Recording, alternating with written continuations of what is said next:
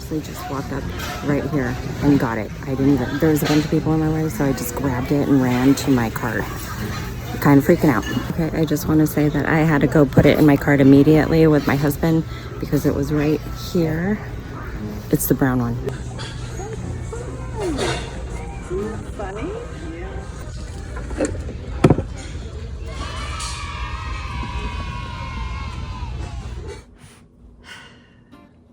Please don't hate me. On my wish list of vintage sewing machines, even if I was a hardcore featherweight girly, this tan light bisque would have not made my wish list because the prices that this model goes for is not a comfortable amount that I'm willing to spend.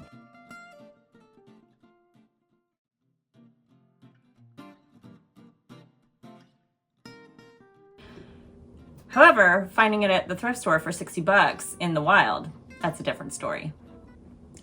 Hi, I'm Thea and welcome back to my sewing room. So, this is a Singer 221J Featherweight. It is the tan or light bisque model and they're a little hard to come by. And I did find it at my local Goodwill. I don't know what happens at my Goodwills, guys. I know I get asked all the time. I think honestly it's a lot of generational changing. A lot of people purge what's in grandma and grandpa's house, and you know, a lot of people don't sew anymore. So I think that has something to do with it. It is a lovely color, quite different than I was actually thinking it would be. I thought it would be more like a Rocketeer color. Actually, let's compare that real quick. Now, the colors do seem to be similar to some of the accents on the top of the lid of the machine here. And this is a 500A. It's part of the Rocketeer series, and I'll have a video about this guy later. But in photos, it's really hard to really see the color difference. Very rarely do I have the heart attack mode feeling at the thrift store. I definitely had crazy eyes and ran through the store. I am a grown woman. I am a grandmother running through Goodwill like a crazy person, dodging people, bracing this case with all of my might, charging my husband and burying it in the cart and kind of being really aggressive with him, like, do not take your eyes off this cart. Thankfully, he understands. So this was made in 1961. From what I've read, I know the white and the tan models have some little mysteries to them because records were destroyed or thrown out or just missing. Some of the tan models do have the 221K because they were completed in Kilbowie, Scotland. Now this one is a 221J, which means it was completed in St. John's, Quebec, Canada. I did notice when I was doing my general cleaning that some of the parts were actually marked Great Britain. And I did read that some of the machines were partly assembled in Scotland and then finished off in Canada. What I've done is clean it. Not a heavy duty cleaning on this one. It was very clean and it was well taken care of. It does have a couple replacement pieces on it as is. And a couple things I just wanted to mention real quick. The tools that I use are the iFixit tools, not sponsored. I'm just, you know, I have 1,000 little screwdrivers that come with the machines. I never have the right one on hand. And some of these older machines have smaller, you know, screw heads and just different things that you need. You usually only need, as far as I know, you just need the flathead, which I use all the time. And I have varying shapes. I'll link below what I use, not sponsored. My husband actually turned me on to these and I'm not going back because it's super handy to have everything all in here and they're magnetic. It is really nice to have something that just snaps into place. So I use this. It fits the set screws, it fits the flatheads, everything that I needed to take apart, I was able to do here. And I actually have the kit that has the tweezers, which has been helpful to remove lint. I only clean with sewing machine oil, and I just got this off of Amazon. You don't have to have name brand, but this is just what was the most affordable version in my area.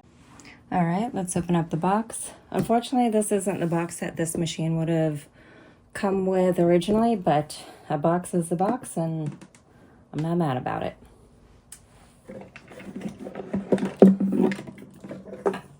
So we have the foot pedal.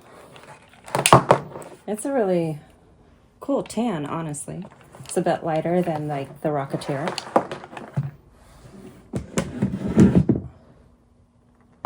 And we're gonna take a look at her from the back first. I'm just going to start to take apart a few things, because one thing I do is always clean out the tension assembly. I've noticed with these and the 301s, they kind of need that, because these usually have had a lot of use. The lint builds up in the tension disc, so it's just a good idea to give that a quick clean. Notice here, so this was serviced 14 years ago. There's all kinds of little literature here. If I think it's interesting, I will scan it and share that, but I'm going to put it back in the box. And I paid $59.99 plus tax. I'm going to take a moment and remove that sticker. Okay, I got that removed. As you can see right off the bat, this is a replacement piece.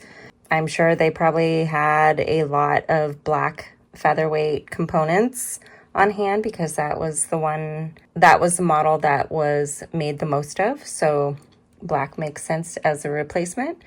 Maybe in the future, I might try to paint match this just so it matches. Looking over the little motor here. Boy, it's really cute. I say that about every Featherweight I think I see. It's, wow, that's cute. Okay, now I have her turned around, and here's her badge. I have not plugged her in yet. So I was just gonna do a general cleaning, make sure everything is in place, make sure I got all the bits and bobs that you need to attempt to sew, and I'll go from there. This is one thing I like to do before I even start taking it apart, is just kind of move things around, do a check for a light bulb. There is a light bulb there. Just kind of move things around to see if anything seems stiff. Everything seems pretty loosey-goosey. Somebody definitely took care of this machine. Oh, I did not look to see if it's there, and it is. Let's see if it's original. Semanco. Heck yeah. Condition-wise, I'm gonna give it a 9. 9 because it doesn't look like it has any scratches on it aside from just a normal wear. I don't know what this looks like in here yet, but I'm gonna bet that it's probably pretty clean. So next up is taking apart the tension assembly. One of the things I really like about the Featherweights and the 301s is the tension assembly, which sounds like a funny situation, but if you've worked on a few of these older machines, they have different processes of how you disassemble them. One of the things I like is that you push this in to release. You just unscrew this. You take that off. And then you have this piece here. This one's really kind of cool. I like the tan and silver colorway. That's kind of cool. And then, then we have this little guy with the little finger. And then we should have the spring. This little guy. And then we have this one here. And I take these off in one go here. because this spring goes around the disc. And look how clean those are. Wow. I don't even really have to do much, but I'm going to anyway, just to make sure there's nothing in there. And then I'm gonna just take a little sewing machine oil, wipe these down, dust off any lint in there, and I'm gonna put it back on and I'll show you how I do that. So at this point, I just grab some all-purpose sewing machine oil. I happen to have the name brand. You don't have to have the name brand. And an old cloth here. And I just kind of rub everything down, just to make sure there's no, I can actually feel a little bit of lint residue. So you just go ahead and do that with every piece, and then we reassemble. Sometimes there is the occasion to totally take this all apart, but really this is really, really clean. Yeah, somebody took care of this girl here. Really, really clean, so we're just gonna put it all back together. Okay, so even though I know the order of operations here, it's always helpful to have a manual on hand, and this is one that I have for just the basic black model. But it's my understanding is that the tan version is exactly like the same build of the black models, so we're looking at the same parts here. So this is the way we put it all back together.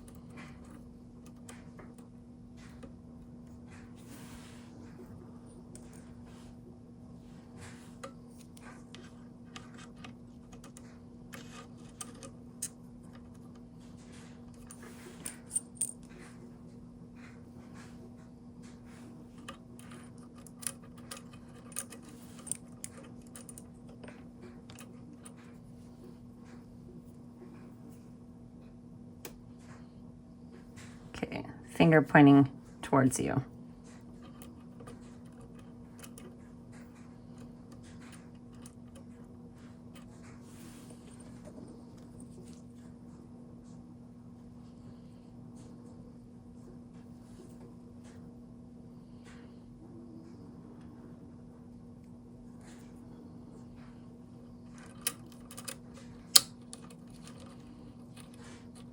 We got a good little give there. Let me take our screw. We apply a little pressure to kind of condense that spring down, and we just twist her on. Oh, I forgot to say there's a little nub right there that you just try to get into a hole, or get into a hole, I should say.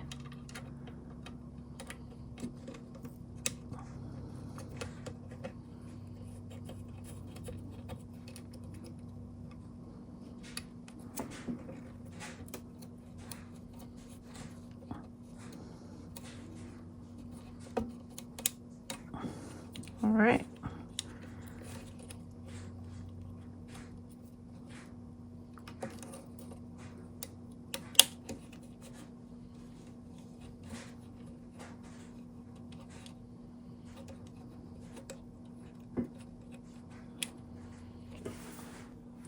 So now I'm going to do all the maintenance oiling. And again, you can reference your Featherweight manual or online.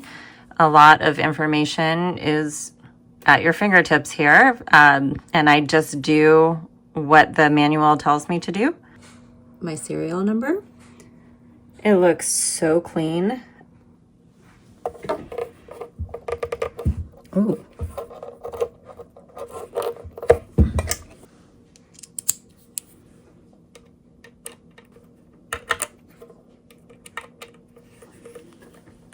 Okay, let's change the head.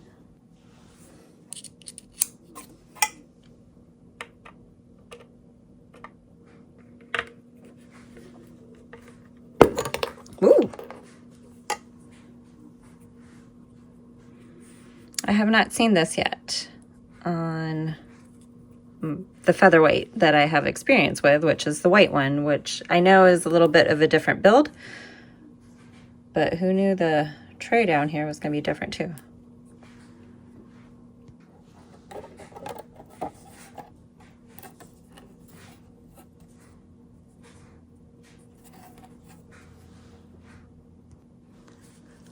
So it looks pretty clean to me. There's a little bit of goopy here.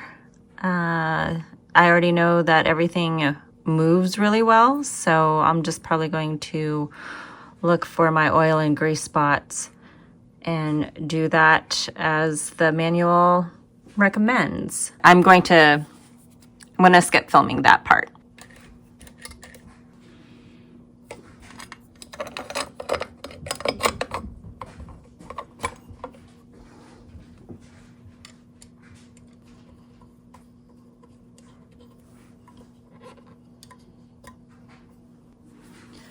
Okay, I will say that this is a little bit stiff. My hands are very greasy, but I'm gonna spend some time oiling this one. But otherwise, everything looks pretty clean, well cared for. I really lucked out on this one. Okay, let's turn her on. Now, what seems to be the issue to be a similar problem to what I had wrong with my white Featherweight. I'm going to do a little demo of what's going on here. Now I have the presser foot down. There is a needle in here. I want you to listen to what happens.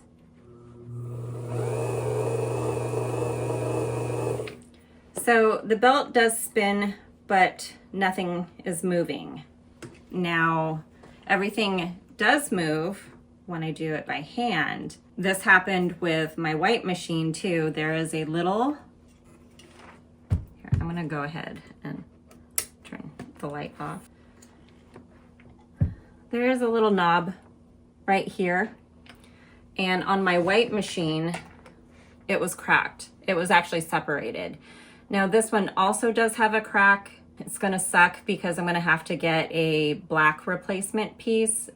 But with the replacement piece that is already on here, it's going to be okay. And I definitely need a new belt. This belt is a little bit brittle. I'm assuming the belt is probably about 14 years old, just based on the service records that were in the box. So I think that is the problem, because if I have the belt off, everything moves fine. It acts like it wants to sew. So that was the exact same issue that I had with my 221K. Like I said, unfortunately, I can't do any demo with it, but just show it off and brag a little bit. So with all of that said, if this isn't a reminder to go out and check your local thrift stores, or just, whatever antique shops that you might have in your area. You never know. You honestly never know. So you can be lucky too, and I wish that luck for you. So do I put this in my china cabinet now? I'm not gonna put this back in the box. This is what I say about my last Featherweight, it's like a diamond that you wear on your hand. I'm china cabinet worthy? Maybe. Oh, real quick at the end here. It came with the green. So, and it's in pretty decent shape. And did you know these are expensive too? These are so expensive to buy. I don't even care about this. This one doesn't stink, so anyway. Whoop! She doesn't even smell. And she tells me every day by doing that she needs to be cuddled.